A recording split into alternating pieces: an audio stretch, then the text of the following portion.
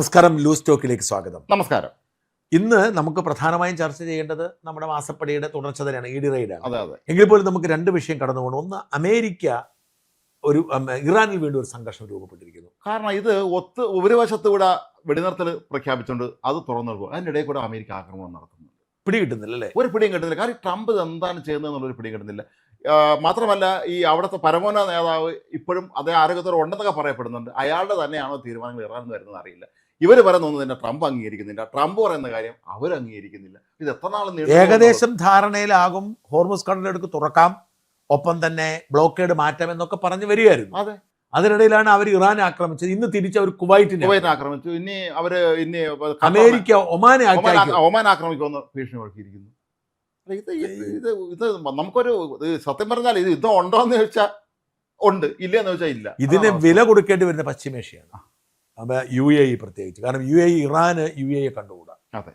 അപ്പം U A ഇയുടെ സമ്പദ് വ്യവസ്ഥയെ തന്നെ ബാധിക്കുന്ന തരത്തിൽ ഇപ്പം അവരൊരുവിധം ഈ യുദ്ധാന്തരീക്ഷത്തെ മനസ്സിലാക്കി. പലപ്പോഴും ഇങ്ങനെയാണല്ലോ, നമുക്ക് ഈ ഒരു ജീവിത സാഹചര്യത്തിലൂടെ നമ്മൾ ചേർന്ന് പോയി കഴിയുമ്പോൾ അതിനോട് ചേരാൻ മനുഷ്യരെല്ലാം പഠിക്കും. നമ്മൾ കോവിഡ് വന്ന കാലത്ത് കോവിഡ് സാഹചര്യം നമ്മളെല്ലാവരും പൊരുത്തപ്പെട്ടു പോയി. അതുപോലെ ഈ യുദ്ധം നടക്കുന്ന സ്ഥലങ്ങൾ, യമൻ പോലുള്ള രാജ്യങ്ങളിലെ, അല്ലെങ്കിൽ ഇസ്രായേലിലെ, അല്ലെങ്കിൽ ഫലസ്തീൻ, അവരൊക്കെ പോയതല്ലേ.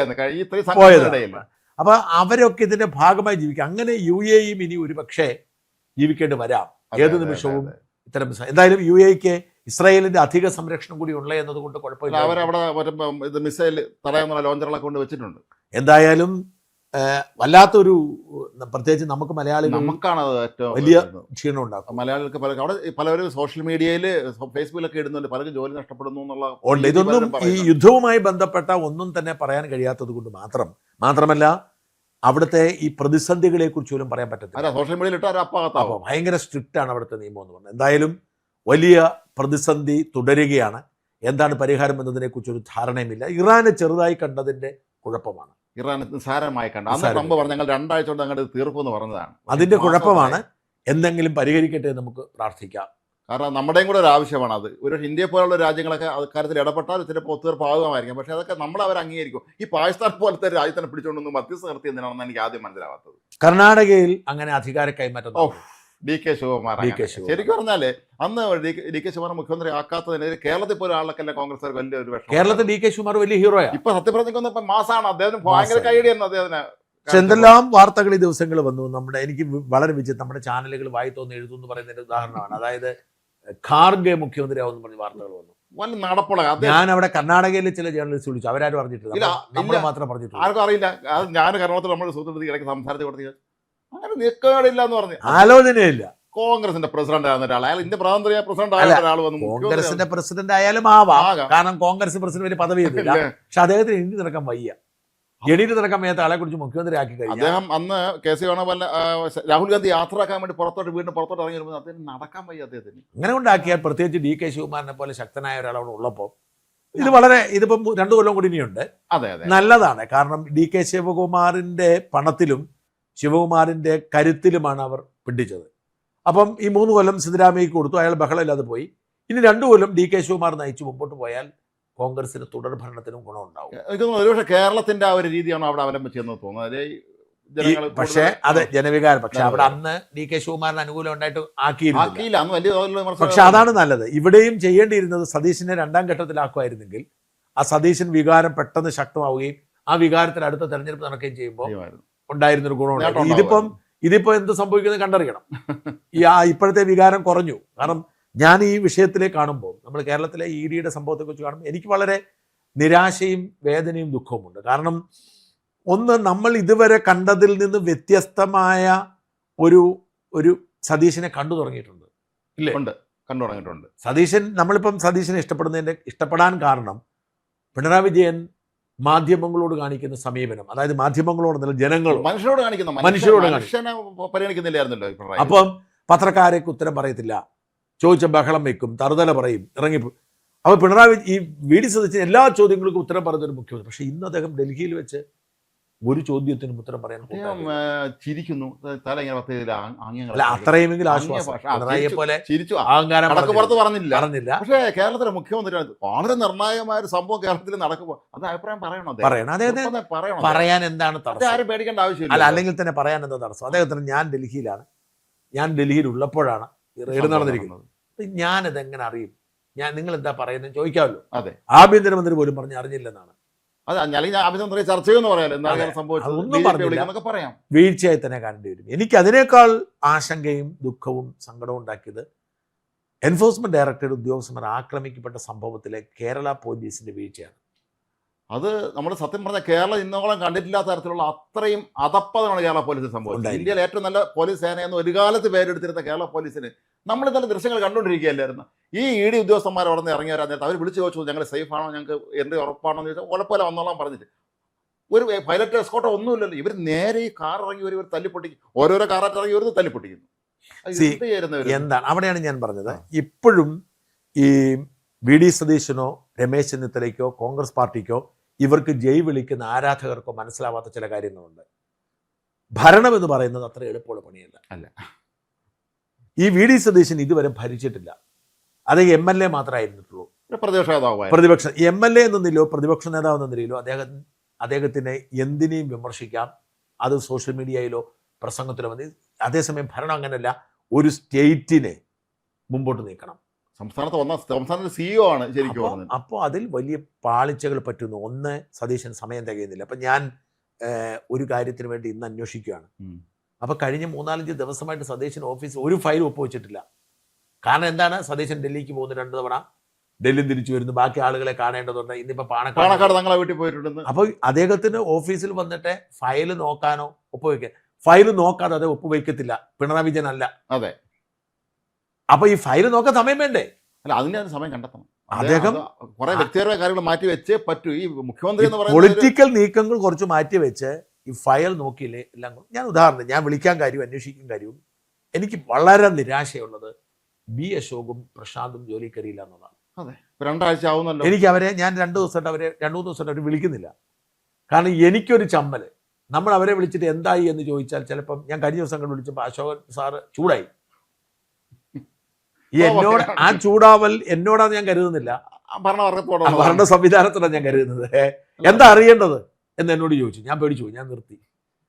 കാരണം ഞാൻ ഇതിനകത്ത് എനിക്കത് വളരെ നിരാശയുണ്ട്. കാരണം എന്താണെന്ന് വെച്ചാൽ ഇവർ 2 പേരും ഈ സർക്കാർ രൂപീകരണത്തിൽ നിർണായക പങ്ക് വഹിച്ചവരാണ്.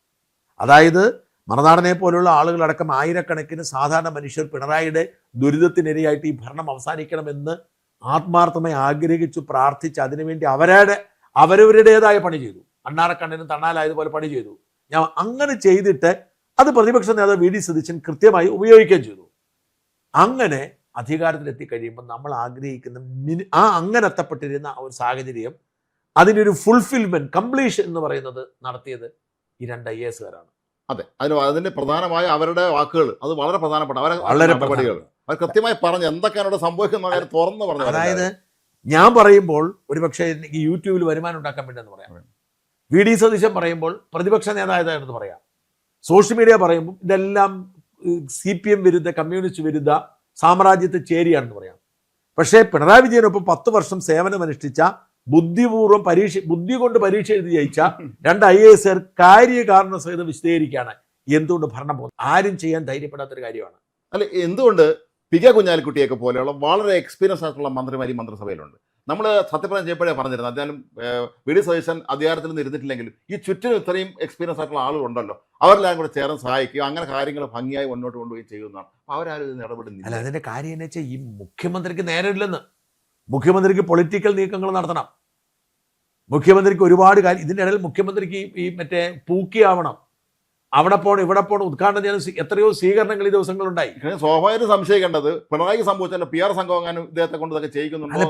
എന്താ പ്രശ്നം എന്ന് വെച്ച് കഴിഞ്ഞാൽ ഈ ഇദ്ദേഹത്തിന് സ്വീകരണങ്ങളില്ലേ, മമ്മൂട്ടി വന്നു, മോഹൻലാൽ വന്നു, അങ്ങനെ അദ്ദേഹത്തിന്റെ ഈ PR വർക്കുകളുണ്ടല്ലോ.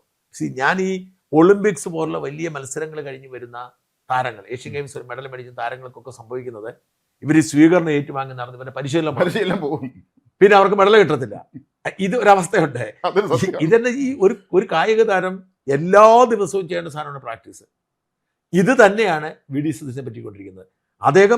അദ്ദേഹത്തിന് പ്രാക്ടീസ് നിർത്തി വെച്ചിരിക്കുന്നു, അദ്ദേഹം ജോലി മറന്നു പോകുന്നു. ഇങ്ങനെ ആഘോഷിച്ച് നടക്കുമ്പം മന്ത്രിമാർക്കൊന്നും അദ്ദേഹത്തെ കാണാൻ പറ്റുന്നില്ല. അല്ല, ഇങ്ങനെ യാത്ര ചെയ്യുന്ന ഒരാളെ മന്ത്രിമാരെ കാണാൻ പറ്റും. പേഴ്സണൽ സ്റ്റാഫിന്റെ നിയമനം പോലും ഇതിന് സ്ഥിരപ്പെടുത്തില്ല. ആകെപ്പാട് അത്യാവശ്യക്കാരെ മാത്രം എടുത്തിട്ടുള്ളൂ. എല്ലാ മന്ത്രിമാരുടെയും പേഴ്സണൽ സ്റ്റാഫിനെ എടുക്കണമല്ലോ, അതുവരെ തീരുമാനമായിട്ടില്ല. പല മന്ത്രിമാരും ഇനിയും പേഴ്സണൽ സ്റ്റാഫിനെ നേരെ എടുത്തിട്ടില്ലെന്ന് പറഞ്ഞേക്കുന്നു. ഒന്ന് മുഖ്യമന്ത്രിക്ക് നേരം കിട്ടണ്ടേ? മുഖ്യമന്ത്രിക്ക് നേരം കിട്ടിയാലേ മാത്രമല്ല. അപ്പം ഇതിന്റെ ഒരു കുറവാണ്. അപ്പൊ ഞാൻ ആശങ്കപ്പെടുന്നത് ഈ രണ്ട് ഉദ്യോഗസ്ഥന്മാരെ ദ വെരി ഫസ്റ്റ് ഡേ ആദ്യ മന്ത്രിസഭാ യോഗത്തിൽ തീരുമാനിച്ചെടുക്കണമായിരുന്നു. അപ്പൊ ചോദിക്കുമ്പോൾ ഒരു സാങ്കേതികതയില്ല. ഞാൻ അതേക്കുറിച്ച് അന്വേഷിച്ചു. ഈ സാങ്കേതികതയൊക്കെ പിണറായിയുടെ തുടർച്ചയ്ക്കായി അവർ ഉണ്ടാക്കി വെച്ചിരിക്കുന്ന നുണയാണ്. മുഖ്യമന്ത്രിയാണ് പരമാധികാരി. മുഖ്യമന്ത്രിക്ക് കഴിഞ്ഞ സർക്കാർ ഒരു ഉദ്യോഗസ്ഥനെ സസ്പെൻഡ് ചെയ്തത് രാഷ്ട്രീയ പ്രേരിതമാണ്, അതുകൊണ്ട് റദ്ദ് ചെയ്തു ഉത്തരവിട്ട റദ്ദായി. മാത്രമല്ല അവർ ജനദ്രോഹപരമായ ഒരു കാര്യം ചെയ്തിട്ടില്ല. അവരെന്തെങ്കിലും അഴിമതി നടത്തി അവർ അഭിപ്രായം പറഞ്ഞു.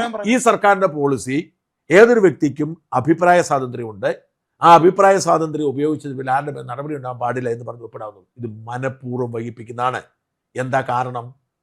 വി ഡി സതീശന് അല്ലെങ്കിൽ രമേശ് ചെന്നിത്തലയ്ക്ക് അശോകിനോടോ പ്രശാന്തിനോട് വിരോധമുള്ളത് കൊണ്ടല്ല, നേരെ മറിച്ച് സർക്കാർ മെഷീനറി മുമ്പോട്ട് കൊണ്ടുപോകേണ്ട ഈ ടോപ്പ് ഓഫീസേഴ്സ് അവർ മുഴുവൻ പിണറായിയുടെ ആൾക്കാരാണ്. അതാണ് ഇന്നലെ സംഭവിച്ചത്. അതാണ് സെക്രട്ടേറിയറ്റിലെ പ്രധാനപ്പെട്ട തസ്തികകളും അതുപോലെ പോലീസിലെ ഒക്കെ തന്നെ പ്രധാനപ്പെട്ട തസ്തികകളെല്ലാം പഴയ ആൾ തന്നെ അവിടെ ഇരിക്കുകയാണ്. ഇന്നലെ നമ്മൾ കണ്ടാണല്ലോ ഈ IPS ഉദ്യോഗസ്ഥന്മാർ CPM നേതാക്കാരും ചെന്ന് തൊഴുതു നിൽക്കുന്നത്. ആ പ്രതികളൊന്ന് വിട്ടുതരുമെന്ന്, ഈ ആക്രമണം നടത്തി വിട്ടുതരുമെന്ന് എത്ര ധൈര്യമായിട്ട് അവർ ചോദിക്കുന്നു. ഇതിനെ ചോദിക്കേണ്ട ആവശ്യമുണ്ടോ? അത് മാത്രമല്ല, നിങ്ങൾ നോക്കണം, അതിൻ്റെ ഒരു ക്രോണോളജി നോക്കുക. അതായത് രാവിലെ 5 മണിയോടുകൂടി ED എത്തുന്നു. ED പറഞ്ഞിട്ടില്ല എന്നാണ് സർക്കാർ പറഞ്ഞത്. ആഭ്യന്തരമന്ത്രി ഇന്നലെ പറഞ്ഞു ED പറഞ്ഞിട്ടില്ല എന്നാണ്. ശരിയാണ്, പറഞ്ഞിട്ട്. പക്ഷേ ഇവരുടെ പോലീസ് ഹെഡ്ക്വാർട്ടേഴ്സിൽ TV കാണത്തില്ലേ? ഈ സംഭവം നടന്ന സ്ഥലത്ത് മുകളിലോട്ട് അവിടെ TV കാണുമല്ലോ. ഈ TV-യിൽ ഈ വാർത്ത കണ്ടപ്പം ഇതാണ് സംഭവിക്കുന്നത് അറിയാമല്ലോ. പഴയ മുഖ്യമന്ത്രിയുടെ വീട്ടിൽ പ്രതിപക്ഷ നേതാവിന്റെ വീട്ടിൽ വരുമ്പോൾ പോലീസിനെ ഇറങ്ങണ്ടേ? ഇനി ആൾക്കാർ അറിഞ്ഞു കേട്ടു. ഞാൻ മനസ്സിലാക്കിയതനുസരിച്ച് കണ്ണൂരിലെ സഖാക്കൾ ആവേശത്തോടു കൂടി അവിടെ പിണറായി വീടിന്റെ അവിടെ ചെന്നു. പക്ഷെ തിരുവനന്തപുരത്ത് ആരും തിരിഞ്ഞു നോക്കിയില്ലായിരുന്നു. വളരെയേറെ കഷ്ടപ്പെട്ട് നമ്മുടെ ജില്ലാ സെക്രട്ടറി ഇവിടുന്ന് പലരും വിളിച്ചാണ് SFI ഇറക്കി ആളെ കൂട്ടുന്നത്. എത്ര നേരം കൊണ്ട് ആളെ കൂട്ടിയത്? രാവിലെ ഉച്ചയായപ്പോഴെ സംഘർഷം ഉണ്ടാവും. കാരണം എനിക്ക് തോന്നുന്നു ഒരു 10 മണിക്ക് ശേഷമാണ് ആള് വരാൻ തുടങ്ങി. 2:30 മണിയോടുകൂടിയാണ് ഈ പ്രശ്നം അവിടെ പ്രശ്നം ഉണ്ടാകുന്നത്. ഇതൊന്നും ഈ പോലീസുകാർക്ക് അപ്പം ഈ TV ഇന്റലിജൻസ് റിപ്പോർട്ട് വേണം. ഈ പോലീസുകാർക്ക് ഇതൊരിക്കൽ കൊടുക്കാൻ പറ്റത്തില്ലായിരുന്നോ? അല്ല, നമ്മൾ ഓർക്കേണ്ട ഒരു കാര്യം, ഈ ജംഗ്ഷൻ ബേക്കറി ജംഗ്ഷനിൽ ഈ വീടിരിക്കുന്ന സ്ഥലത്തിന്റെ തൊട്ടടുത്തിരിക്കുന്ന ബിൽഡിംഗ് റിസർവ് ബാങ്കാണ്. അതീവ സുരക്ഷാ മേഖലയിൽ പെട്ടെന്ന് ഒരു സ്ഥലത്ത് ഇത്രയും ആള് കൂടി നിന്ന് ഇത്രയും ഈ കല്ലും കട്ടയും ഒക്കെ ആയിട്ട് ആക്രമണം നടത്തുമ്പോൾ അത് അവർ ശ്രദ്ധിക്കണ്ടേ? പോലീസ് എന്ത് ചെയ്യരുത്? ഞാൻ പറഞ്ഞത് ഇതിന്റെ മെയിൻ പ്രശ്നം DGP. നിലവിലുള്ള DGPയെ പിണറായി വിജയൻ നിയോഗിച്ചതാണ്. അദ്ദേഹത്തെ മാറ്റേണ്ട സമയം കഴിഞ്ഞു. Chief secretary Pinarayi Vijayan, chief secretary, ആഭ്യന്തര secretary, law and order ADGP, ആഭ്യന്തര സെക്രട്ടറി. അതെ, 3 മറ്റേ ADGP ഒക്കെ പോട്ടെ. Chief secretary, DGP, home secretary, ഈ 3 പേരെയും പിണറായി വിജയൻ അദ്ദേഹത്തിന്റെ തെരഞ്ഞെടുപ്പിലാക്കി നിയമിച്ച അദ്ദേഹം 3ാമത് ഭരണം വരുമെന്ന് കരുതിയവരാണ്. അവരവിടെ ഇരിക്കുന്നിടത്തോളം കാലം ഈ ഭരണം മുഴുവൻ അവരുടെ കയ്യിലാണ്. അവർ നുണ പറയുകയാണ് സർക്കാരിനോട്. ഇപ്പം അശോകിനെയും പ്രശാന്തിനെയും തിരിച്ചെടുക്കാൻ നൂലാമാലകൾ ഉണ്ട് എന്ന നുണയാണ് ഈ ജയത്തിലേക്ക് വന്ന് പറഞ്ഞു കൊടുക്കുന്നത്. അതേപോലെ തന്നെയാണ് ഈ DGPയെ 2 കൊല്ലത്തിൽ മാറ്റാൻ പാടില്ല എന്നൊരു നിയമമാണ്. തെറ്റാണത്. സുപ്രീം കോടതി പറഞ്ഞത് എന്താണ്? നിങ്ങൾ സർവീസിലിരിക്കുമ്പോൾ നിങ്ങൾക്ക് 2 കൊല്ലം കൂടുതൽ 2 കൊല്ലത്തിൽ മിനിമം കൊടുക്കണമെന്നാണ് DGPയുടെ. പക്ഷെ ഒരാൾ സർവീസിന് റിട്ടയർ കഴിഞ്ഞപ്പോൾ ഇരുത്തേണ്ട ആവശ്യമുണ്ടോ? അതിന്റെ ആവശ്യമില്ല. അത് ഏത് നിയമമാണ്? നേരത്തെ പലയിടത്തും ചെയ്തിട്ടുണ്ട്. ഇത് ദുർവ്യാഖ്യാനം ചെയ്യുന്നു. അതായത് ഒരാളെ DGP ആയിട്ട് വെക്കുമ്പോൾ അയാൾക്ക് 2 കൊല്ലം സർവീസ്, 2 കൊല്ലത്തിലധികം സർവീസ് ബാക്കിയാണെങ്കിൽ അയാൾ 2 കൊല്ലം കഴിഞ്ഞ് മാറ്റാൻ പാടുള്ളൂ. സുപ്രീം കോടതി പറഞ്ഞത് സെൻകുമാർ വിഷയമാണ് നിർണായകം. സെൻകുമാറിന് സർവീസ് ബാക്കിയുള്ളപ്പോൾ മാറ്റിയിരുത്തി. പക്ഷെ ഒരാൾ റിട്ടയർ ചെയ്താൽ അയാളെ പിരിച്ചുവിടും. അതിപ്പോ പ്രത്യേകിച്ച് ആരും പറയേണ്ട കാര്യമില്ല. നിങ്ങൾ 10 ദിവസം ജോലി ചെയ്തിട്ട് റിട്ടയർ നിങ്ങൾ പോയി. പരിപാടി കഴിഞ്ഞു. പിണറായി എന്തിനാണ് കഴിഞ്ഞ 2 പേരെ റിട്ടയർ വെച്ചാൽ അങ്ങേർക്ക് സ്വന്തം താല്പര്യങ്ങൾ സംരക്ഷിക്കാൻ സ്വന്തം കാര്യത്തിന്. അപ്പം ഈ സർക്കാർ 1 കൊല്ലത്തെ എക്സ്റ്റെൻഡ് ചെയ്ത് കൊടുത്തു എന്നതുകൊണ്ട് പുതിയ DGPയുടെ കാര്യത്തിൽ ഇവർക്ക് ബാധകമല്ല. ചീഫ് സെക്രട്ടറി എന്ന് പറയുന്ന പദവിയിലിരിക്കുന്ന ആൾ അയാൾ റിട്ടയർ ചെയ്യുന്നവർ അവിടെ ഇരുത്തുന്നു. അയാളെ ആ തസ്തികയിലേക്ക് വേറെ തസ്തികയിലേക്ക് സമാനമായ തസ്തികയിലേക്ക് മറ്റു ശമ്പളം കൊടുത്താൽ മതി. DGPക്കും ചീഫ് സെക്രട്ടറിക്കും എല്ലാം തുല്യമായ തസ്തികൾ എത്രയാണ്? ഇതിന് Babu Paul sir chief secretary ആയിരുന്നില്ലേ കേരളത്തിൽ? ആയിരുന്നില്ല. ഏറ്റവും പ്രഗത്ഭനായ കേരളം കണ്ട ഉദ്യോഗസ്ഥന്മാരാണ്. Babu Paul sir chief secretary ആയിരുന്നിട്ടില്ല. എത്രയോ സത്യസന്ധൻ. അതെ, മാത്രം വേറെ ഒരുപാട് കഴിവുകളുള്ള, മാത്രമല്ല അന്നത്തെ ഏത് രാഷ്ട്രീയ നേതാക്കളുടെ അടുത്തും ആണെങ്കിൽ തുല്യം നിന്ന് സംസാരിക്കാനൊക്കെ ഉള്ള ആംബിയർ ഉണ്ടായിരുന്ന ആ ഒരു നേതാവ്, ഒരു ഉന്നത ഉദ്യോഗസ്ഥൻ, അദ്ദേഹം ചീഫ് സെക്രട്ടറി ആയിട്ടില്ലേ കേരളത്തിൽ? അല്ല, ഇവരെ ചീഫ് സെക്രട്ടറി ആക്കണം വല്ല നിയമം വല്ലതും ഉണ്ടോ? എന്നിട്ട് ഇത് മൂന്നും മാറാത്രത്തോളം കാലം ഇവിടെ ഇങ്ങനെ സംഭവിക്കൂ. എന്നാൽ അവർക്ക് അവരുടെ താല്പര്യമുണ്ട്, അവർക്ക് അവരുടെ അഴിമതി സംവിധാനം നിലനിർത്തണം, അവർക്ക് അവർ സുരക്ഷിതരായി പോകണം. അതുകൊണ്ട് അവർ ഇത് നശിപ്പിക്കും. ഇതുകൊണ്ടാണ് ഇതിനകത്ത് ഈ സംഭവിച്ചത്. ഒന്ന്, ഇന്റലിജൻസ് വലിയ പരാജയമല്ലേ? ഇന്റലിജൻസ് മേധാവിയുടെ വിളിച്ചു വരുത്തുന്നത് വല്ല കാര്യമുണ്ടോ? ഒരു കാര്യമില്ല. ഇവിടെ പോലീസ് വന്ന് ഇവിടെ ആൾക്കൂട്ടം വന്നു തുടങ്ങുമ്പോഴെങ്കിലും അക്രമം ഉണ്ടാവുമെന്ന് പറയണ്ടേ? മറ്റു സ്ഥലങ്ങളിൽ ഇത്തരത്തിൽ അക്രമത്തിന് സാധ്യത പോലീസ് അവിടെ എത്തുമല്ലോ, ഫോൺ ചെയ്ത് അറിയിച്ചിട്ടാണ് അവർക്ക് വരെയില്ലേ? എന്റെ അനുഭവം ഞാൻ പറയട്ടെ, സിമ്പിൾ ആയിട്ടൊരു അനുഭവം പറയാം. ഒരു കേസിൽ എന്നോട് ഈ അടുത്ത കാലത്ത് ഒരു 3-4 മാസം ആയുള്ളൂ, എനിക്ക് ജാമ്യം തന്ന കോടതി എന്നോട് പറഞ്ഞു, കോട്ടയത്തെ ഡോക്ടറുടെ കേസ്. അപ്പൊ എന്നോട് 4-നും 6-നും ഇടയിൽ പോയി ഒപ്പിടണമെന്ന് പറഞ്ഞു, കടവന്ത്ര പോലീസ് സ്റ്റേഷനിൽ. അത് കോടതിയുടെ ഒരു സാധനമാണ്, പോലീസ് ഉദ്യോഗസ്ഥർക്ക് വേണം മാറ്റാം. കോടതി ഒരു സമയം പറഞ്ഞതേ ഉള്ളൂ. എനിക്ക് അന്ന് വൈകുന്നേരം ഈ നേഴ്സുമാരുടെ സമ്മേളനം തൃശ്ശൂരുണ്ട്, പങ്കെടുക്കാൻ പോകണം. 5 മണിക്കാണ് അവിടെ, 5:30ക്കാണ് അവിടെ പരിപാടി നടക്കുന്നത്. പക്ഷേ ഇവിടുന്ന് 4-ന് ഒപ്പിട്ടിട്ട് എനിക്ക് അവിടെ ചെല്ലാൻ പറ്റില്ല. തൃശ്ശൂർ വലിയ തിരക്കുവാണല്ലോ. ഞാൻ ഇവരുടെ കാലൊക്കെ എപ്പിടി ചോദിച്ചു, ഒരു ശകലം നേരത്തെ ഒരു 3 മണിക്കൊന്നും ഒപ്പിട്ടോട്ടെ, സമ്മതിക്കത്തില്ല. ഞാൻ പോലീസിനോട് ചോദിച്ചു, ഇവിടുത്തെ ഹെഡ്ക്വാർട്ടേഴ്സിൽ ചോദിച്ചു, ADGP വിളിച്ചു, അദ്ദേഹം ചോദിക്കട്ടെ എന്ന് പറഞ്ഞിട്ട് പറഞ്ഞു അവർ സമ്മതിക്കുന്നില്ല, അടുക്കാൻ പറഞ്ഞു. ഞാൻ കമ്മീഷനോട് ചോദിച്ചു, സകലോട് ചോദിച്ചു, അടുക്കുന്നില്ല. ഞാൻ എന്നെ കാണിച്ചറിയോ? ഒരു പണി അവർക്കും കൊടുക്കണമല്ലോ. ഞാനെന്ത് കാണിച്ചറിയാമോ? ഞാൻ അവർക്കൊരു കത്തയച്ചു, എൻ്റെ സുരക്ഷയെ ഈ 4-നും 6-നും ഇടയിൽ ഞാൻ അവിടെ വരും എന്ന് എൻ്റെ ശത്രുക്കൾക്കറിയാം, പത്രവാർത്ത വന്നാണ്. അപ്പോൾ അവിടെ എൻ്റെ ശത്രുക്കൾ എന്നെ അറ്റാക്ക് ചെയ്യാൻ വരാൻ സാധ്യതയുണ്ട്. ഞാൻ എൻ്റെ സുരക്ഷയെ കരുതി നിങ്ങളോട് മാറ്റിത്തരാൻ ചോദിച്ചിട്ട് നിങ്ങൾ സമ്മതിച്ചില്ല. അതുകൊണ്ട് എനിക്ക് എന്തെങ്കിലും സംഭവിച്ചാൽ പൂർണ്ണ ഉത്തരവാദിത്വം പോലീസിനായിരിക്കും എന്ന് ഞാനൊരു കത്തങ്ങ് അയച്ചു. ഞാൻ എന്നിട്ട് എന്ത് ചെയ്തു? എന്തായാലും എനിക്ക് ആ പരിപാടി പങ്കെടുക്കാൻ പറ്റത്തില്ല. ഞാൻ 6 ആകാൻ വെയിറ്റ് ചെയ്തു, 5:55 ആകാൻ വെയിറ്റ് ചെയ്തു. 5:55 ചെല്ലുന്നു. അപ്പോഴത്തേക്കും എൻ്റെ ഫോണിലേക്ക്, പീയൂഷിൻ്റെ ഫോണിലേക്കൊക്കെ പോലീസിന് കോൾ വരുമോ വരുന്നില്ല, എവിടെയാണ്, എന്താ കാര്യം എന്നറിയാമോ? ഞാൻ 5:55 ചെല്ലുമ്പോൾ ഒരു 3:30 മണി മുതൽ 3-4 വണ്ടി, ഇടിവണ്ടി, പോലീസും ആ പരിസര പ്രദേശത്തുള്ള സകല ഇടങ്ങളിലെയും CIമാരും ഒക്കെ എനിക്ക് സുരക്ഷ ഒരുക്കാൻ വേണ്ടി ഇരിക്കുകയാണ്. കാരണം ഞാൻ വെയിലയച്ചില്ലേ. അതാണ്. അപ്പൊ പോലീസിന് അടുത്ത CIമാരൊക്കെ അവിടെ നിൽക്കുവാണ് എനിക്ക് സുരക്ഷ ഒരുക്കാൻ. ഞാൻ തന്നെ ഇടപാട് നിറച്ചു പോലീസ്. അത് എൻ്റെ മെയിൽ അവരെ ഭയപ്പെടുത്തി. അപ്പൊ ഇവർക്കറിയത്തില്ലേ? നോക്കൂ, ഇന്നലെ സംഭവം നടന്നിടത്ത് സിറ്റി പോലീസ് കമ്മീഷണർ വന്നോ, ഈ IG വന്നോ, DIG വന്നോ, ആരെങ്കിലും വന്നോ? 2 DCPമാരെ വിട്ടു.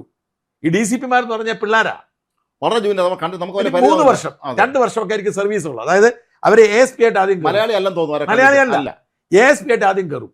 കൊച്ചു പിള്ളേർ, 25-26 വയസ്സുള്ള പിള്ളേര്, IAS IPS ഇങ്ങോട്ട് വരുന്നു, മലയാളമൊക്കെ പഠിച്ചു വരുന്നു. കുറേച്ചെ അവർ പോയി ആദ്യം ASP ട്രെയിനിങ് ആണ്. ASP ട്രെയിനിങ് എന്ന് പറഞ്ഞാൽ ഈ SI മോറുള്ള പണി പഠിക്കണം, പോലീസ് സ്റ്റേഷനിൽ. ഇത് കഴിഞ്ഞ് ഇവരെ കൊണ്ട് DCP ആക്കുന്നു, അടുത്ത പ്രൊമോഷൻ. ആ DCP ആയിട്ട് ഇവിടെ ഇരിക്കും. ഇവർക്ക് ഒരു പിടിയില്ല, എന്താ ചെയ്യണമെന്ന് അറിയത്തില്ല. ഇവർ ആശ്രയിക്കുന്ന ആരെയാണ്? SHOയെ, CIമാരെ. വരുമ്പോൾ ഇവിടുത്തെ CI ആരായിരുന്നു? പ്രശാന്ത്. നേരത്തെ ഇവിടെ അസോസിയേഷൻ സംസ്ഥാന പ്രസിഡന്റായി കഴിഞ്ഞ 10 വർഷം യൂണിഫോം ഇടാതെ ജീവിച്ചത്. അതിനു മുമ്പും ഇവൻ ഉമ്മൻചാണ്ടി സർക്കാരിന്റെ കാലത്ത് അയാൾ ആരുടെയോ തിരുവഞ്ചൂർ നാരായണന്റെ ബന്ധത്തിന്റെ പേര് പറഞ്ഞുകൊണ്ട് അയാൾ ഇവിടെ ദേവസ്വം വിജിലൻസിലായിരുന്നു. യൂണിഫോം ഇല്ലാത്ത ആളെ ഇവിടെ കൊണ്ട് വെച്ചിരിക്കുന്നു. പുള്ളി അവിടെ വന്നിട്ട് നിന്ന് ആ ചിത്രങ്ങൾ കാണണം, സംസാരിക്കുന്നതുകൊണ്ട് അവിടുത്തെ നഗരസഭാ കൗൺസിലർമാരെ, CPM നേതാക്കളോടൊക്കെ സംസാരിച്ച് നിൽക്കുന്നു, സുഹൃത്തുക്കൾ സംസാരിച്ച് നിൽക്കുന്നു. അവിടെ ആൾക്കൂട്ടം വരുന്നു. ഈ ആൾക്കൂട്ടത്തെ തടയാനായിട്ടുള്ള ഒരു പ്രിക്കോഷൻ എന്താണ് ചെയ്യേണ്ടത്? ഇവർ ഇറങ്ങി വരുമ്പോൾ പോലീസ് ഒരു വലയുണ്ടാക്കി കംപ്ലീറ്റ് ആളെ അകറ്റി. എന്തിനേറെ, ഇവർ ഇറങ്ങി വരുന്നതിന് മുമ്പ് ആൾക്കൂട്ടത്തെ പിരിച്ചുവിടണമായിരുന്നു. അത് ഒന്നും നടന്നില്ലെങ്കിൽ പോലീസിന്റെ ബസ് ഉണ്ട്, അത് കൊണ്ടുവരണമായിരുന്നു. ബസ്സിൽ കയറ്റി കൊണ്ടുപോകണം, കംപ്ലീറ്റ് പേരെ പിരിച്ചുവിടണമായിരുന്നു. അതെ, ഇതൊക്കെ ഇവരെ മനഃപൂർവ്വം ആസൂത്രണം ചെയ്തു. എല്ലാവരും നോക്കിക്കൊണ്ടിരിക്കുകയാണ്. നമ്മൾ രസകരമായ കാഴ്ച തരുന്നത് ഇത് വണ്ടി അറ്റാക്ക് ചെയ്തിട്ട് അവർ ഇറങ്ങുന്നില്ല. ഇനി ഇതെല്ലാം കഴിഞ്ഞിട്ട് പോലീസ് ഇവരെ ആരും അറസ്റ്റ് ചെയ്തോ? ആരും അറസ്റ്റ് ചെയ്തില്ല. ഒരാളെ കണ്ട് അറസ്റ്റ് ചെയ്തു, അത്രേ ഉള്ളൂ. എന്നിട്ട് പാർട്ടി ഓഫീസ് പറഞ്ഞാൽ ഞങ്ങൾ അങ്ങോട്ട് എത്തിക്കാം, നിങ്ങൾ വയ്ക്കാവുന്നതാണ്. അതായത് ഇന്റലിജൻസ് വീഴ്ചയുണ്ട്, പോലീസിന്റെ നടപടി, അതായത് ഞാൻ മനസ്സിലാക്കുന്നത് അങ്ങേറ്റത്തെ നാണക്കേട് സർക്കാരിന് ഉണ്ടാക്കിയ ഒരു ഈ പരിപാടി. സർക്കാർ അധികാരത്തിന് ശേഷം ആഭ്യന്തര വകുപ്പിന് കിട്ടുന്ന ആദ്യത്തെ ഏറ്റവും വലിയ ക്ഷീണമാണ്. ഇങ്ങനെയല്ല കൈകാര്യം. ആഭ്യന്തരമന്ത്രി ഉണ്ടല്ലോ ഇവിടെ, ആഭ്യന്തരമന്ത്രിക്ക് ഇത് അറിയത്തില്ലേ? ആഭ്യന്തരമന്ത്രി വിളിച്ചു പറഞ്ഞുകൂടെ? രമേശ് ചെന്നിത്തല തിരുവനന്തപുരത്തുണ്ടെന്നാണ് തോന്നുന്നത്. ഇവന്മാരെല്ലാം പിരിച്ചുവിടാൻ പറഞ്ഞുകൂടെ? പിന്നല്ലാതെ അതെല്ലാം ചെയ്യേണ്ടത്. ഇടയ്ക്ക് കടകംപള്ളി കാണുന്ന ഒരു ആഹ്വാനം നടത്തുന്നുണ്ട്, നിങ്ങളെല്ലാവരും സമാധാനമായിട്ടിരിക്കണം, പോകണം എന്ന്. പക്ഷെ അതൊന്നും ആരും കേൾക്കുന്നില്ലെന്ന് തോന്നുന്നു, ആരെയൊക്കെ. അപ്പം ഇത് വലിയ വീഴ്ചയാണ്. ഈ വീഴ്ചയിൽ ഞാൻ കടുത്ത നിരാശനാണ്. അല്ല, ഇതിന് അടിയന്തരമായി പാർട്ടിയെങ്കിലും ഇടപെട്ട ഇക്കാര്യത്തിൽ ഒരു തീരുമാനം ഉണ്ടാക്കണം. കാരണം എല്ലാ തവണയും കോൺഗ്രസ് ഭരിക്കുന്ന സമയത്ത് നേരത്തെ ആണെങ്കിൽ KPC പ്രസിഡന്റ് വളരെ സീനിയർ ആയിരിക്കും, മുഖ്യമന്ത്രി സീനിയർ ആയിരിക്കും, അവർ തമ്മിൽ നല്ലൊരു ധാരണ ഉണ്ടായിരിക്കും. ആ ഒരു കമ്മ്യൂണിക്കേഷനിലൂടെ കാര്യങ്ങൾ കൃത്യമായിട്ട് മുന്നോട്ട് കൊണ്ടുപോകും. ഉദാഹരണത്തിന് കരുണാകരനെ അല്ലെങ്കിൽ അച്യുതമേനോനെയൊക്കെ അനുസ്മരിപ്പിക്കുന്ന രീതിയിലുള്ള ഭരണമായിരിക്കും വി ഡി സതീശൻ്റെ ഉണ്ടാവുക എന്നാണ് ഞാൻ സത്യത്തിൽ കരുതിയത്. വി ഡി സതീശൻ നല്ല വിഷൻ ഉണ്ട്, ഈ കാര്യത്തിൽ തർക്കവും വേണ്ട. വിഷനുള്ള കാര്യം, ഈ വിഷൻ മാത്രം പോരാ, ഇത്തരം കാര്യങ്ങൾ ടാക്കിൾ ചെയ്യാൻ പറ്റണം. ഇത്രയും ഒരു ED ഉദ്യോഗസ്ഥർ ആക്രമിക്കപ്പെടുക എന്ന് പറഞ്ഞൊരു അവസ്ഥ എത്ര ദയനീയമാണ്. അല്ല, അതാണ് ഈ കാര്യം. കേന്ദ്രത്തിന്റെ അവർ ഓൺ ഡ്യൂട്ടിയാണ്. അവർ കോടതിയുടെ ഉത്തരവനുസരിച്ച് വന്ന ആളുകളാണ്. അങ്ങനെയുള്ള കേന്ദ്ര സർക്കാരിന്റെ ഉദ്യോഗസ്ഥന്മാരെ, അതൊരു പ്രത്യേക വിഭാഗത്തിൽപ്പെട്ട ഉദ്യോഗസ്ഥന്മാരെ അവർ ആക്രമിക്കുക എന്ന് പറഞ്ഞല്ലേ. എന്തായാലും സംഭവിക്കാൻ പോകുന്നത് വളരെ വിചിത്രമാണ് ഈ സംഭവം കൊണ്ട്. അതാണ് ഏറ്റവും വലിയ രസം. ഈ സംഭവങ്ങൾ ആരും മുൻകൂട്ടി കണ്ടത്. ഇതിനു മുമ്പ് ബംഗാളിൽ സംഭവിച്ചിരുന്നു. 2024 ജനുവരിയിൽ അവിടെ സന്ദേശ് ഖാലി എന്ന് പറയുന്ന സ്ഥലത്ത്, അവിടെ നമ്മുടെ ഷാജഹാൻ ഷെയ്ഖ് നമ്മുടെ ഗവർണറായിരുന്നു, അവിടെ പോക്ക് ചെയ്തിരുന്നു. ആനന്ദ് ബോസ് അവിടെ പോക്ക് ചെയ്തിരുന്നു. അപ്പൊ ഈ ഷാജഹാൻ ഷെയ്ഖ് ഒരു മഹാഗുണ്ടയായിരുന്നു. മഹാഗുണ്ട എന്ന് പറഞ്ഞാൽ തൃണമൂലിന്റെ നേതാവാണ്, പക്ഷെ മഹാഗുണ്ട കൊള്ളസംഖ്യ നടത്തുന്ന ആളാണ്. പക്ഷെ അയാളാണ് അവിടുത്തെ രാജാവ്. സ്ത്രീകളെ പോലും അയാൾ ഓരോ ദിവസവും ഇന്നയാളെ വിളിച്ചുകൊണ്ടിരുന്ന ബലാത്സംഗം ചെയ്യുന്ന ആളായിരുന്നു. അവിടെ വലിയ പ്രതിസന്ധി രൂപപ്പെടുന്നു. അതിന്റെ പേരിൽ കേസുണ്ടാകുന്നു. EDയുടെ അന്വേഷണം വരുന്നു. EDയുടെ അന്വേഷണം വരുമ്പോഴാണ് ഇവൻ 10-200 ഗുണ്ടകളെ ഇറക്കി അവരെ അറ്റാക്ക് ചെയ്തു. ശരിക്കും ഭയങ്കര ആക്രമണം. നമ്മൾ വിഷ്വൽ കണ്ടല്ലോ. ഇപ്പൊ എന്തിയാ ഷാജഹാൻ ഷെയ്ഖ് ആർക്കും അറിയില്ല എവിടെയാന്ന്. അല്ല, ഇത്തവണ അവിടെ ഇലക്ഷൻ നടന്ന സമയത്ത് ഇതുപോലത്തെ വേറെ അയാളെ പേര് അങ്ങ് പറഞ്ഞു. അയാൾ ഇതുപോലെ ഗുണ്ടായുസാണ്. അപ്പോൾ UP കേരള കുറച്ച് IPS ഇപ്പോൾ അങ്ങോട്ട് സ്പെഷ്യൽ നിരീക്ഷകരായിട്ട് വിട്ടിട്ടുണ്ടായിരുന്നു. അയാളെ പേര് ഞാൻ പറഞ്ഞു. അയാളൊരു സിംഹമാണ്. അയാൾ നേരെ ഇയാളെ വീട്ടിൽ ചെന്നിട്ട് പറഞ്ഞു, മര്യാദയ്ക്ക് ഇരുന്നോളാം എന്ന് പറഞ്ഞു. ഇനി ഇതുപോലെ ഗുണ്ടായുസം നാട്ടുകാരെ നേരെ ചെയ്യുകയാണെങ്കിൽ തന്നെ തൂക്കെടുത്ത് അകത്താക്കുമെന്ന് പറഞ്ഞു. അപ്പൊ എന്നെ സംഭവിച്ചതെന്ന് വെച്ചാൽ, അത്തരം അനുഭവം വന്നതുകൊണ്ട് ഇനി സംഭവിക്കാൻ പോകുന്നത് എന്താന്ന് വെച്ചാൽ, ഇവർ വളരെ ആംഗ്രിയാണ്. ഇപ്പൊ അവരുടെ ഇത് കണ്ടായിരുന്നല്ലോ, അവരെ റിലീസ് നമ്മൾ കണ്ടിരുന്നല്ലോ. അതിൽ കൃത്യമായിട്ട് പറയുന്നുണ്ട്, കൈക്കൂലി എന്നുള്ള വാക്ക് ഉപയോഗിക്കുന്നുണ്ട്. അതിൽ ഈ കിട്ടിയത് കൈക്കൂലി പണം തന്നെയാണ് എന്ന രീതിയിൽ തന്നെയാണ് അവർ പറയുന്നത്. ഇതില് വീണ തൈക്കണ്ടി താമസിക്കുന്ന വീട്ടിൽ ഞങ്ങൾ ചെന്നപ്പോൾ അവിടെ അവരുടെ പിതാവ് ഉണ്ടായിരുന്നാണ് പറയുന്നത്. അത് കൃത്യം. അല്ല, ഞാൻ ചോദിക്കുന്നത്, ഇയാളീ പോകുന്നിടത്തല്ലേ മോളെ കൊണ്ടുപോകേണ്ട കാര്യം ഇതാണ്. ഇത് തന്നെയാണ് റെയ്ഡ് ഒഴിവാക്കാൻ വേണ്ടിയിട്ടാണ്. ഇയാൾക്ക് ഭർത്താവില്ലേ? അതെ, മകനില്ലേ? അവർക്ക് വീട് ഇഷ്ടം പോലെ സ്വത്തുണ്ടെന്നാ പറയുന്നത്. 282 ബാങ്ക് അക്കൗണ്ട് മരവിപ്പിച്ചിൽ കുറെ ബാങ്ക് അക്കൗണ്ട് എന്തായാലും വീണേടായിരിക്കും. ഇത് AKG സെന്ററിൽ അവിടുത്തെ ഫ്ലാറ്റ് 2 ഉണ്ട്. അപ്പൊ പിണറായി ഓക്കെ, അപ്പനും മകളെ കൂടെ താമസിപ്പിക്കുന്ന അവരുടെ ഇഷ്ടമാണ്. പക്ഷെ ഇതിന്റെ പിന്നിലുള്ള ഗൂഢാലോചന എന്ന് പറയുന്നത്, പിണറായി വിജയൻ ശക്തനായതുകൊണ്ട് അങ്ങോട്ട് ED വരത്തില്ല എന്നുള്ള വിശ്വാസമായിരുന്നു. അല്ലെ പിന്നെ മകളെ കൊണ്ട് താമസിക്കേണ്ട കാര്യമുള്ളൂ. അത് കണക്കാക്കിയാണ് വീട് എടുത്തത്. അതാണ് കണക്കാക്കിയാണ് വീട് എടുത്തത്. പക്ഷെ എനിക്ക് തോന്നുന്നത് ഒരു വലിയ പണി കിട്ടി. ഇവരുടെ EDയുടെ പ്രസ് റിലീസ് കാണുമ്പോൾ മനസ്സിലാവുന്നത്, ഡിജിറ്റൽ രേഖകളെ, നിക്ഷേപ രേഖകളെ, ട്രാൻസാക്ഷൻ രേഖകളെ ബാങ്ക് അക്കൗണ്ടിലും കിട്ടിയെന്ന് പറഞ്ഞു. എനിക്ക് തോന്നുന്നു ഇവർ ഇതെല്ലാം കൂടെ കൊണ്ട് കൂട്ടിയിട്ടിരിക്കുന്നതായിരിക്കും. ഇത് ആ വീട്ടിൽ ക്ലിഫ് ഹൗസ് താമസം മാറിയപ്പോൾ എല്ലാ സാധനങ്ങളും ഇത്രയും വലിയ വീടെടുത്ത കാര്യം. എപ്പോഴും ഒരു വീട് എടുക്കുമ്പോൾ എല്ലാം കൂടെ കൊണ്ട് ഒരെണ്ണത്തിട്ടിട്ട് പതിയെ അടുക്കടിക്ക് വെക്കാതിരിക്കുമ്പോഴത്തേക്ക് ഇവരിത് കയറി മാന്തിയത്. ആ ഒരു മുറിക്കകത്ത് ഞാൻ മനസ്സിലാക്കിയതനുസരിച്ച് ഈ അടുക്കി വെക്കാത്ത മുറിക്കകത്ത് കയറിയിട്ട് നല്ല ചാകരയായിരുന്നു. ഇരുന്നിരുന്ന് ബാങ്ക് സ്റ്റേറ്റ്മെന്റുകളും അത് മൊബൈൽ ഫോൺ പിടിച്ചോണ്ട് പോയി. അതുകൊണ്ട് മൊബൈൽ ഫോൺ പിടിച്ചോണ്ട് പോകുമ്പോൾ ഉണ്ടാകുന്ന കുഴപ്പം എന്താണെന്ന് വെച്ചാൽ, ഈ മൊബൈൽ ഫോണിൽ സകല രേഖകളും. ഇതിൽ രസകരമായ ഒരു ഫോട്ടോ ഇന്ന് വന്നിട്ടുണ്ടായിരുന്നു. നമ്മുടെ KB ജയചന്ദ്രനുണ്ടല്ലോ, അത് ഫോട്ടോ. കാരണം ഈ റെയ്ഡ് നടക്കുമ്പോൾ പിണറായിയുടെ പ്രിയപ്പെട്ട ഒരു നായ ഉണ്ട്, ഒരു കറുത്ത റോബിൻ വെളിയിൽ 8 മണിക്കൂർ കിടന്നു. അകത്തുനിന്ന് വാതിലങ്ങ് അടച്ചവര്. വെളിയിൽ അവന് സഹിക്കാൻ പറ്റി. അവങ്ങനെ വെളി കിടക്കുകയാണ്. ഇത്രയും നേരം തീരുന്നത് വരെ അകത്ത് കയറാൻ പറ്റില്ല. അവന് ഭക്ഷണം കൊടുത്ത് കാണത്തില്ല. പോലീസുകാരുണ്ടല്ലോ, മറ്റേ ഗൺമോൻ ഉണ്ടല്ലോ, ഗൺമോൻ മറ്റേ അല്ല, അത് അന്വേഷിക്കേണ്ടതാണ്. കാരണം ഈ അടി സംഘർഷം നടത്തുന്നതിൽ ഇവർക്ക് പങ്കുണ്ടെന്ന് അന്വേഷിക്കണം. കാരണം ഇവരോട് എന്തിനാണ് വന്ന നേരത്ത്. മാത്രമല്ല, അവർ ഇത്തരം കാര്യങ്ങൾ ചെയ്യുന്നതിലും മനുഷ്യത്വമില്ലാത്ത രീതിയിൽ പല കാര്യങ്ങളും ചെയ്യുന്നതിലും വിദഗ്ധന്മാരാണെന്ന് തെളിയിച്ചവരാണ്. അപ്പം ഇവിടെ സംഭവിക്കാൻ പോകുന്നത് എന്താണെന്ന് വെച്ചാൽ, ഇപ്പം ഞാൻ ആ ഒരു സീന് ഇമാജിൻ ചെയ്യുകയാണ്. പിണറായി വിജയൻ മുറിക്കകത്തുണ്ട്, കമല വിജയൻ മുറിക്കകത്തുണ്ട്. മകളെ, പ്രിയപ്പെട്ട മകളെ, എപ്പോഴും കൊണ്ടു നടക്കുന്ന മകളെ മണിക്കൂറുകളോളം ചോദ്യം ചെയ്യുകയാണ്. അപ്പൊ പിണറായി വിജയന്റെ ആ ഒരു മാനസികാവസ്ഥ ആലോചിക്ക്. സർവാധികാരിയായി ജീവിച്ചിരുന്ന മനുഷ്യൻ, ഒന്നാമതേ പേടിത്തൊണ്ടനാണ്. അതെ, സർവാധികാരിയായി മറ്റുള്ളവരുടെ ബലത്തിൽ ജീവിച്ചിരുന്നതാണ്. ആ ബലത്തിൽ ജീവിച്ചിരുന്ന പേടിത്തൊണ്ടൻ മുറിക്കകത്ത് ആരോടും ഒന്നും മനസ്സ് തുറക്കാൻ പറ്റത്തില്ല, ഫോണില്ല. ഇങ്ങനെ നോക്കിയാൽ ആളുകൾ അപ്പം തന്നെ കാര്യങ്ങൾ തിരിച്ചറിഞ്ഞ് സഹായിച്ചുകൊണ്ടിരുന്നതാണ്. ആരുമില്ല, ഈ മനുഷ്യൻ ഇവിടെ ഇങ്ങനെ സംഘർഷഭരിതനായിട്ടിരുന്ന അവസ്ഥ. എല്ലാ ചോദ്യങ്ങളും ചോദിച്ചു, ഫോണും പിടിച്ചെടുത്തു, എല്ലാ രേഖകളും കിട്ടി. അവിടെയാണ് ഇനി ഇതിൻ്റെ ഒരു ട്വിസ്റ്റ് വരാം. ഇതിന്റെ നമ്മൾ വ്യക്തിപരമായി പറയുകയാണെങ്കിൽ ഇതേ ഫോണിൽ ഇതേ സ്റ്റുഡിയോയിൽ ഈ അന്ന് ഇവിടെ റെയ്ഡ് നടത്താൻ വന്ന പോലീസുകാരന്മാർ ഞങ്ങളെ ഇവിടെ മൊബൈൽ ഫോണുകാരെ കയ്യിൽ വെച്ചിട്ടുണ്ട്. രാത്രി 1 മണി വരെ എന്നിട്ട് ഞങ്ങൾക്ക് ഫോൺ തരാതെ അവിടെ വെച്ചിട്ട് ഞങ്ങൾ വീട്ടുകാരൊക്കെ അന്തമിട്ട് വിളിക്കുന്നുണ്ട്, പക്ഷെ ഒന്നും എടുക്കുന്നില്ലല്ലോ. എന്നിട്ട് ഇവിടെ റെയ്ഡ് നടത്തി, ഞങ്ങൾ ഓരോരുത്തരെ വിളിച്ച് മൊഴിയെടുക്കുന്നു. ഇന്നലെ അതിന്റെ എല്ലാ ആവർത്തനം അവിടെ സംഭവിച്ചു. മൊബൈൽ വാങ്ങിച്ച് വയ്ക്കുന്നു, പിണറായി വിളിച്ച് മൊഴിയെടുക്കുന്നു, മോളെ വിളിച്ച് ചോദ്യം ചെയ്യുന്നു. അത് എത്ര സത്യം. എന്നിട്ട് അതിന്റെ ഒരു ട്വിസ്റ്റ് എന്താണെന്നറിയോ, ഈ മൊബൈൽ എന്ന് പറയുന്നതാണ് ഒരു വ്യക്തിയുടെ ഒരു എക്സ്റ്റൻഡഡ് എന്താ പറയുക ശരീര അവയവമാണ്. നമ്മുടെ കയ്യിൽ എപ്പോഴും ഉള്ളതാണ്. ഞാൻ പറഞ്ഞു, നമ്മൾ കിടക്കാൻ നേരത്തെ അടുത്തല്ലേ വെച്ചിട്ടുണ്ട്, അലാറം വെക്കുന്ന അതിൻ്റെ അകത്താണല്ലോ. എണീറ്റിൽ ആദ്യം ചെയ്യുന്നത്, ഞാൻ എൻ്റെ ജീവിതം അങ്ങനെ ആദ്യം എണീറ്റ് നമ്മൾ നോക്കുന്നത് വാട്സാപ്പിൽ ആദ്യം മിസ് കോൾ നോക്കും, പിന്നെ വാട്സാപ്പിൽ ഓടിച്ചു നോക്കും. തുറന്നു നോക്കത്തില്ല, കാരണം എനിക്കൊരു ദിവസം 1000 മെസ്സേജ് വരും. അപ്പൊ രാത്രി ഞാൻ ഇങ്ങനെ ഓടിച്ചു നോക്കും. അത്യാവശ്യം നമുക്കറിയാമല്ലോ, നമുക്ക് ഈ മെസ്സേജ് ഇട്ട് ശല്യം ചെയ്യാത്ത നമ്മളുമായിട്ട് ബന്ധപ്പെട്ട ആളുകൾ, ഇപ്പം ഫാമിലിയിൽ എന്തെങ്കിലും മെസ്സേജ് ഉണ്ടോ, അല്ലെങ്കിൽ നമുക്ക് ഓഫീസിൽ എന്തെങ്കിലും മെസ്സേജ് ഉണ്ടോ, ഇതെല്ലാം നമ്മൾ നോക്കും. പേഴ്സണലായിട്ട് മെസ്സേജ്, ഇത്തരത്തിൽ എല്ലാ രേഖയും, bank account details, driving licence, Aadhaar, നമ്മുടെ എല്ലാ സാധനവും ഇതിൻ്റെ അകത്തിരിക്കുവാണ്. ഈ മൊബൈൽ ഫോണാണ് ഇവരെടുത്തോണ്ട് പോയിരിക്കുന്നത്. എല്ലാ വിവരങ്ങളും കിട്ടും. ഈ വിവരങ്ങൾ കിട്ടുമ്പോൾ ഉണ്ടാകുന്ന പ്രശ്നം എന്ന് വെച്ചാൽ ഈ ബാങ്ക് അക്കൗണ്ടും ബാങ്ക് ട്രാൻസാക്ഷൻസ് എല്ലാം കിട്ടും. അല്ലെങ്കിൽ കോടതി പോയി അനുവാദം മേടിച്ച് കൊടുത്ത് പടച്ച് വരുമ്പോഴത്തേക്ക് ഇതിപ്പോൾ ഇവർ ഇപ്പം തന്നെ മുഴുവൻ ഡൗൺലോഡ് എടുക്കും. നിമിഷ നേരം കൊണ്ട് ഇത് കണക്ട് ചെയ്ത് സാധനം മുഴുവൻ എടുക്കും. ഇത് കഴിഞ്ഞ് പിന്നെ നിയമപരം നോക്കിയാൽ പോരെ.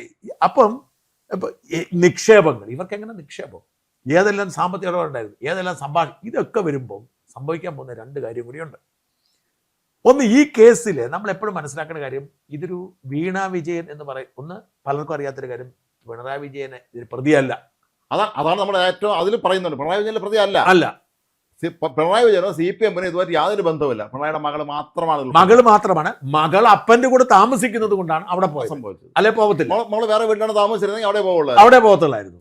അറിയാൻ പറ്റത്തില്ല, കാരണം രേഖകൾ ഇവിടെ കൊണ്ട് വെച്ചോന്ന് അറിയാൻ വേണ്ടി വേണേൽ പരിശോധിക്കാം. കണക്ഷൻ അടുത്തൊക്കെ പോകാൻ പറ്റും. ഇപ്പൊ എന്റെ ബന്ധു വീടുകളിലൊക്കെ റെയ്ഡിന് പോയത്. അതെ, എല്ലാ ബന്ധു വീടുകളിലും റെയ്ഡ്, എന്റെ ഭാര്യ വീട്ടിലൊക്കെ റെയ്ഡിന് പോയി.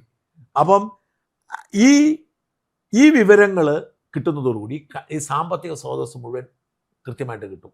പ്രത്യേകിച്ച് പിണറായിയുടെ മകന് ഗൾഫിലൊക്കെ കോടികളുടെ വിക്ഷേപമുണ്ടെന്നാണ് പറയുന്നത്. ഇതിൻ്റെയൊക്കെ വിശദാംശങ്ങൾ കുറച്ചുകൂടെ കിട്ടുകയും ഈ കണക്ഷൻ കിട്ടുകയും ചെയ്യും. ഒന്ന്, കാരണം നമ്മളെക്കാൾ ബുദ്ധിയാണല്ലോ ഈ അന്വേഷണ സംഘത്തിന് കൃത്യം, പ്രത്യേകിച്ച് ED ഉദ്യോഗസ്ഥർക്ക് ഫൈനാൻസ് കൈകാര്യം പരിചയമുള്ളത്, കാരണം അവർ കൃത്യമായി കിട്ടും. മാത്രം ഇതിൽ ബാങ്ക് ഉദ്യോഗസ്ഥന്മാരുണ്ടായിരുന്നാണ് പറഞ്ഞത്, ആ ഡ്രൈവർ പറഞ്ഞത്, അത് ഒപ്പിടാൻ വേണ്ടി സാക്ഷ്യം പറയാം. ഇത് കഴിയുമ്പോൾ ഉണ്ടാകുന്ന പ്രശ്നം, ഇവർക്ക് പിണറായി ടാർഗറ്റ് ആയിരുന്നില്ല, വീണയെ ടാർഗറ്റ് ആയിരുന്നില്ല.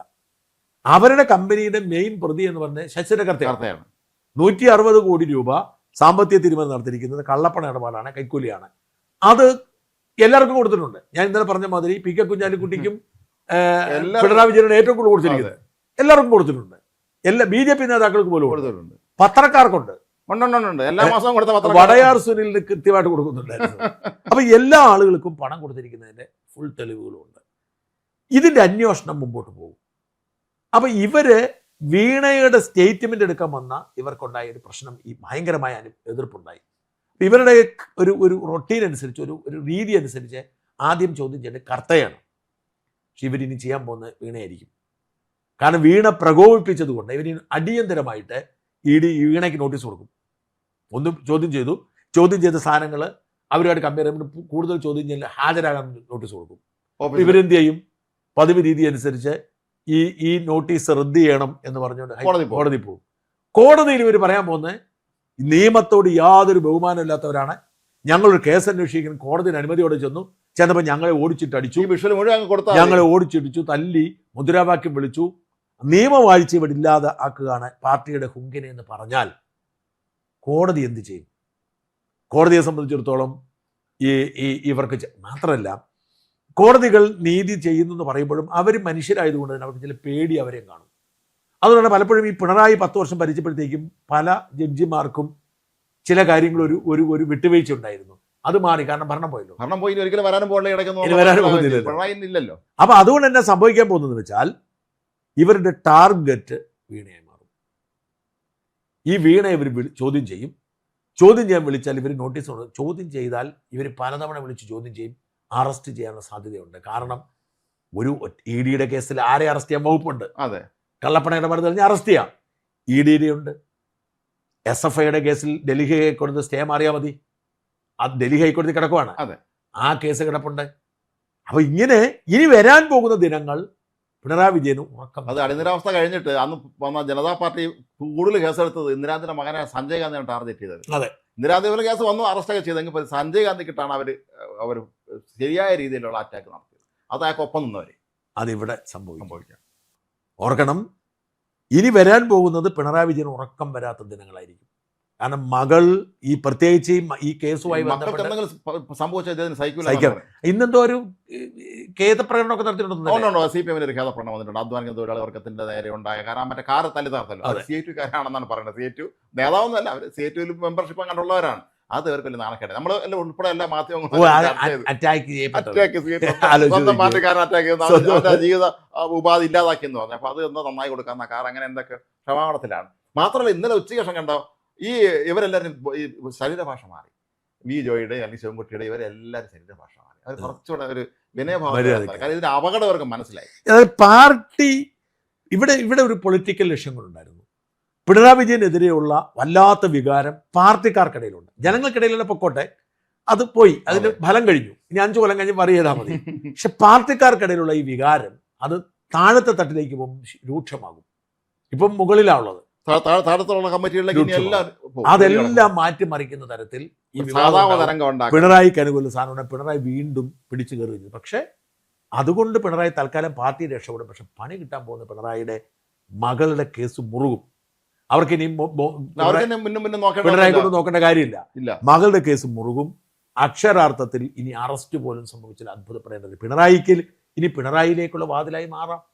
ആണല്ലോ കാര്യം ഇതൊരു പൊതുമേഖലാ സ്ഥാപനമാണ് ഈ CM. അത് മാത്രമല്ല, മകൾ എങ്ങനെയാണ് കൈക്കൂലി കിട്ടുന്നത്? മകൾക്ക് എന്ത് വേറെ ഒരു കഴിവില്ല. അച്ഛൻ മുഖ്യമന്ത്രി ആയതുകൊണ്ട്. ഇത് ഈ ഒരു കമ്പനി മാത്രമല്ല, പല കമ്പനികളും കാണും. ഈ അക്കൗണ്ടൊക്കെ പരിശോധിക്കും, മൊബൈൽ പരിശോധിക്കുമ്പോഴേക്കും ബാക്കിയുള്ള മാസപ്പടി എടുത്ത് പലതും കാണും. അങ്ങനെ വരുമ്പോൾ പിണറായി എന്ന് പറയുന്ന നമുക്കാർക്കും പിടികിട്ടാൻ വയ്യാത്ത ഒരു അതീവ രഹസ്യമുണ്ട്. ആ മനുഷ്യന്റെ രഹസ്യത്തിന്റെ കലവറകളിലേക്ക് ഒരുപക്ഷെ വീണയിലൂടെ കടന്നു കയറാനും പിണറായിയിൽ തന്നെ ഇത് എത്താനും സാധ്യതയില്ലായിരിക്കും. കെജ്രിവാൾ അകത്ത് കടന്നുള്ള കാര്യം പിണറായി മറക്കേണ്ടതില്ല. കെജ്രിവാൾ പറഞ്ഞിട്ടുണ്ട്, ശരിയല്ല. അത് അവരുടെ ഒരു യഥാർത്ഥത്തിൽ ഇന്ത്യ മുന്നണിക്കാരി പിണറായിയെ സഖ്യത്തിൽ നിന്ന് പുറത്താക്കണം. അതെ, മകള് മോഷ്ടിച്ചതിന്റെ പേരിൽ, കേസെടുത്തതിന്റെ പേരിൽ പാർട്ടി അടിമകളും ബഹളമൊക്കെ എന്തിനാ ഇന്ത്യ മുന്നണിക്കാരി പിടിക്കുന്നത്? നോക്കൂ, രാഹുലിനെയാണ് ടാർഗറ്റ് ചെയ്തത്. മോദിയുടെ വാക്ക് പറഞ്ഞില്ലേ പിണറായി ഇന്നലെ? അതെ, പേടിയാ, പറയില്ല, ഒരിക്കലും പറയില്ലല്ലോ. മോദി പേര് പറയില്ല, പേടിയാണ്. എല്ലാം പേടിയാണെന്നാണ് പറഞ്ഞത്, എല്ലാം പേടിയാണ്. അപ്പൊ ഇന്നലെ നേരത്തെ പറഞ്ഞല്ലോ എന്ത് പേടിച്ച് പറച്ചോണെന്ന്. രാവിലെ കോളിംഗ് വാതിൽ ഉറക്കുമ്പോൾ ഈ തോക്കൊക്കെ ആയിട്ട് കുറെ പേര് നിൽക്കുമ്പോൾ സല്യൂട്ടൊന്നും ചെയ്യുന്നില്ലല്ലോ. അവർ വന്നിട്ട് കുറ്റവാളിയുടെ വീട്ടിലേക്കല്ലേ വന്നിരിക്കുന്നത്, വാതിൽ തുറക്കാൻ പറയില്ലേ. എന്തായാലും വരാൻ പോകുന്ന ദിനങ്ങൾ പിണറായിയെ സംബന്ധിച്ചിടത്തോളം ഉറക്കമില്ലാത്തതാവും എന്ന് തീർച്ചയാണ്. ഇതുവരെ സംഭവിച്ചതിൻ്റെയൊക്കെ തുടർച്ചയായി സംഭവിച്ചുകൊണ്ടിരിക്കുന്ന ഉറക്കമില്ലാത്ത ദിനങ്ങൾ തന്നെയാണ്. എന്തായാലും ഈ വലിയ വാതിൽ, വീണ വിജയൻ എന്ന് പറയുന്ന ആ രഹസ്യത്തിന്റെ വാതിലിലേക്ക് ED പ്രവേശിച്ചു കഴിയുമ്പോൾ ആ വാതിലിലൂടെ അവർ നടന്ന് പിണറായി എന്ന അതീവ രഹസ്യത്തിന്റെ വാതിലിലേക്ക്, ഇപ്പോഴും CPMകാർക്ക് അറിയില്ല എന്താണ് കേസെന്ന്. CPMനോട് ഇന്നേ വരെ മാസപ്പടി കേസ് എന്താണെന്ന് പറഞ്ഞിട്ടില്ല പിണറായി വിജയൻ. ആ മാസപ്പടിയിലൂടെ പിണറായിയുടെ കഴിഞ്ഞ ഈ 4-5 കൊല്ലത്തെ ഈ കൈക്കൂലി ജീവിതത്തിന്റെ കഥകൾ തുറന്നു വരികയും ഇപ്പോൾ തല്ലുകൊള്ളുന്ന പിള്ളേരൊക്കെ ഞങ്ങൾ ഇതിനു വേണ്ടിയാണോ ഈ അമ്മച്ചി ഈ പണി മേടിച്ച് കാഴ്ച മേടിച്ച് ആഡംബരം ചെയ്ത് ഞങ്ങൾ ഇതിനു വേണ്ടിയാണോ തല്ലുകൊണ്ട്? ഓർക്കണം, ഈ കുട്ടികളൊക്കെ ജയിലിലേക്ക് അതല്ല രസം. ഈ ആക്രമിക്കപ്പെട്ട ഇവരെയൊക്കെ CBI കേസെടുക്കുന്ന ഒരു സാഹചര്യം ഉണ്ട്. UAP ചുമത്തിയാൽ തീർന്നോ? ഇവരെ ഇത്ര കാലം അകത്ത് കിടക്കും, അങ്ങ് കൊണ്ടുപോകും. ആലോചിക്കുക, പാവപ്പെട്ട പിള്ളേർ. അല്ല, ഇവരൊക്കെ തന്നെ സാധാരണ വീട്ടിൽ ജനിച്ച സാധാരണക്കാർ, പാവപ്പെട്ടവര്. ഇവരെല്ലാം പഠിക്കുന്നത് ഈ SFI എന്ന് പറഞ്ഞ പിള്ളേർ എവിടാ? എയ്ഡഡ് സ്കൂളിലോ ഗവൺമെന്റ് സ്കൂളിലോ കോളേജിലോ പഠിക്കുന്നവരാ. ഇവരുടെ മക്കൾ അവിടെ പഠിക്കുന്നത്. അതിന് കഴിഞ്ഞ ദിവസം ആരോ ലിസ്റ്റ് ലിസ്റ്റ് കൊടുത്തേക്കാൻ കൊടുത്തിരിക്കുന്നു. ഇവരുടെ മക്കളെല്ലാം പഠിക്കുന്ന അൺഎയ്ഡഡ് സ്ഥാപനങ്ങൾ കഴിഞ്ഞ വിദേശത്ത്. ദിവസം പിന്നെ ശിവൻകുട്ടി 2 SFI കൈയൊടിഞ്ഞവരെ കെട്ടിപ്പിടിച്ചിരുന്നു. അപ്പോൾ താഴെ ഇയാളെ മോൻ പഠിച്ച സിംഗപ്പൂരാണെന്ന് അതിന്റെ ബാക്കി ഡീറ്റെയിൽസ് കൊടുത്തത്. എന്തായാലും ഗതികെട്ട അവസ്ഥയിലേക്ക് പിണറായി വിജയൻ മാറുമെന്ന പ്രതീക്ഷ കേരളത്തിനുണ്ട്. ഏറ്റവും കുറഞ്ഞത് മകളെങ്കിലും ജയിലിലാകും എന്ന പ്രതീക്ഷ സജീവമാണ്. ആ സുദിനത്തിന് വേണ്ടി കാത്തിരിക്കാം. നന്ദി, നമസ്കാരം.